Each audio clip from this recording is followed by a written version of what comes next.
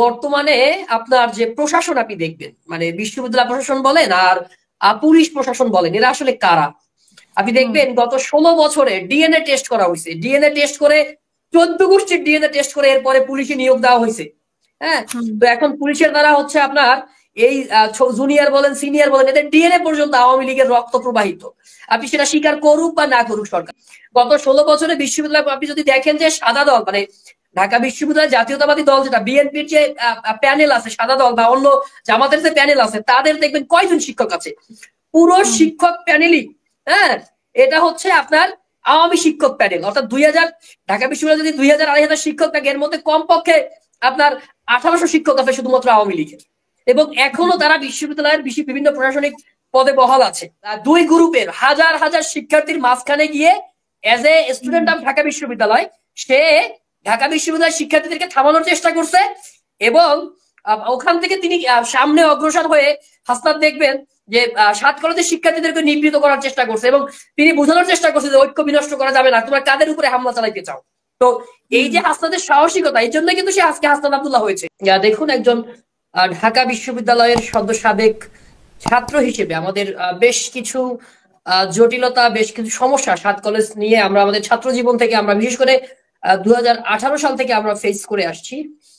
দেখুন, 7 কলেজ ঢাকার ঐতিহ্যবাহী 7টি প্রতিষ্ঠান এবং এই 7 কলেজকে ঢাকা বিশ্ববিদ্যালয়ের অধিভুক্ত করার পেছনে একটা রহস্য আছে। সেটা হচ্ছে আরিফিন সিদ্দিক এবং হারুনার রশিদ, এই দুইজন হচ্ছে একজন ন্যাশনালের বিসি আর একজন হচ্ছে ঢাকা বিশ্ববিদ্যালয়ের বিসি এবং দুইজনই আওয়ামী দোসর এবং শেখ হাসিনার খুবই আস্থাভাজন এবং ঘনিষ্ঠজন। তো এই দুইজনের মধ্যে আবার একটা নেতৃত্বের একটা প্রতিযোগিতা ঢাকা বিশ্ববিদ্যালয় ক্যাম্পাসে ছিল, আপনি জানেন। আপনারা কতটুকু জানেন আমি জানি না।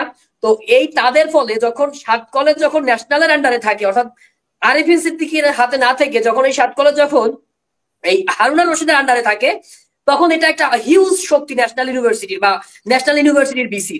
তো তখন সেই হারুনা রশিদের শক্তিকে হচ্ছে কিছুটা ছোট করার জন্য বা পঙ্গু করার জন্য তখন সুকৌশলে আরিফিন সিদ্দিক সাহেব তিনি উইদাউট হচ্ছে এনি কাইন্ডস অফ ক্যালকুলেশন যে মানে what will be the result এবং এগুলোর সুবিবেচনা ছাড়াই একসাথে করে এমন একটা জগা খিচুড়ি আসলে সেই সময়ে ঢাকা বিশ্ববিদ্যালয় প্রশাসন করেছে, যার কারণে গত প্রায় 7 থেকে 8 বছর যাবত ঢাকা বিশ্ববিদ্যালয় বনাম ঐতিহ্যবাহী 7 কলেজের একটা লড়াই লেগেই আছে।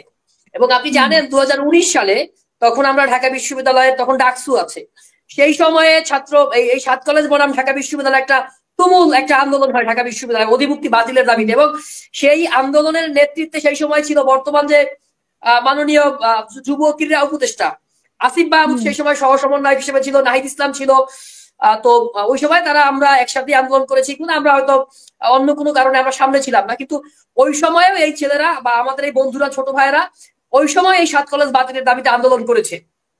দেখুন, যেহেতু ঢাকা বিশ্ববিদ্যালয় তার যারা ছাত্র আছে, ঢাকা বিশ্ববিদ্যালয়ের ছাত্রদেরই ঠিক মতো রেজাল্ট দিতে পারে না, ঢাকা বিশ্ববিদ্যালয়ের ছাত্রদেরকে আবাসিক সুযোগ সুবিধা দিতে পারে না, ঢাকা বিশ্ববিদ্যালয়ের ছাত্রদের অনেক অনেক সমস্যা যেগুলো সমাধান করার মতো ক্যাপাসিটি ঢাকা বিশ্ববিদ্যালয় কর্তৃপক্ষের নেই। কিংবা ঢাকা বিশ্ববিদ্যালয় বাংলাদেশের মধ্যে একমাত্র বিশ্ববিদ্যালয় যে বিশ্ববিদ্যালয়ের কারণে আমরা সমস্ত দেশবাসী গর্ব করি এবং আমরা বলি যে ঢাকা বিশ্ববিদ্যালয়ের কারণে আমরা স্বাধীন বাংলাদেশ পেয়েছি। তো এই বিশ্ববিদ্যালয়ের যেমন গর্ব আছে ঠিক তেমনি ভাবে এই বিশ্ববিদ্যালয় একসময় বিশ্বের 1000 বিশ্ববিদ্যালয়ের মধ্যে একটা বিশ্ববিদ্যালয় ছিল, সেরা বিশ্ববিদ্যালয়গুলোর মধ্যে একটা। আমরা এটাকে বলি যে অক্সফোর্ড অফ দ্য ইস্ট।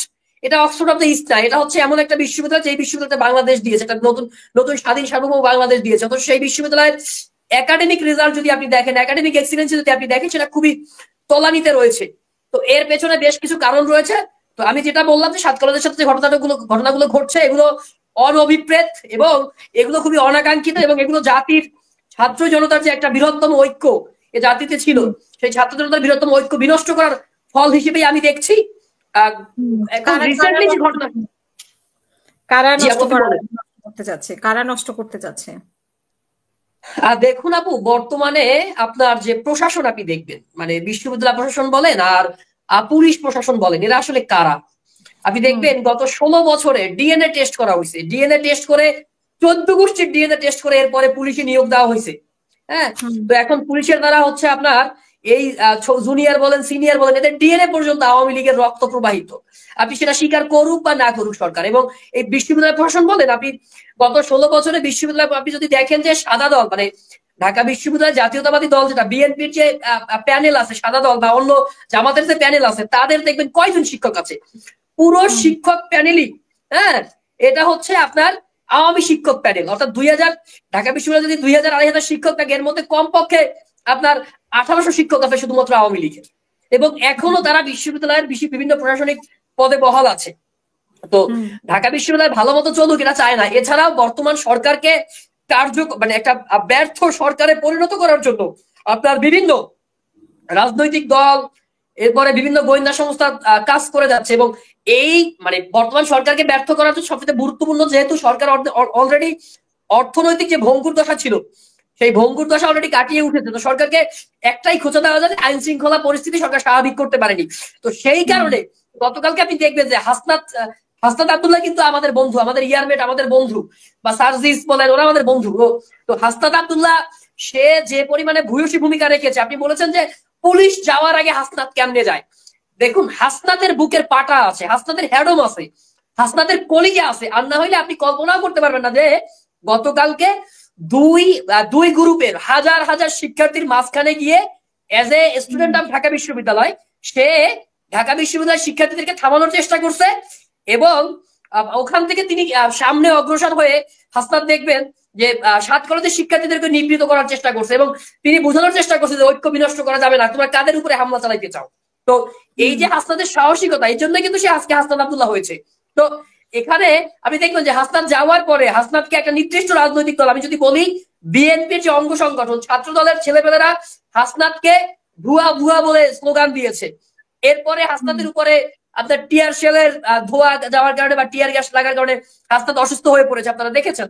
তো হাসনাত কেন সব জায়গায় সবার আগে যায়? কারণ হাসনাত হচ্ছে ওই ধরনের ছেলে যে তার জীবনকে পরোয়া করে না, সে যার কাছে জাতীয় স্বার্থ, দেশের স্বার্থ সবার আগে, ছাত্র জনতার বাংলাদেশের মানুষের স্বার্থ সবার আগে। কারণ এই হাসনাতদের রক্তের উপরে দাঁড়িয়েই এই অভ্যুত্থান হয়েছে। তো যার কারণে হাসনাত এই বাংলাদেশকে সফল করা হাসনাতের দায়িত্ব।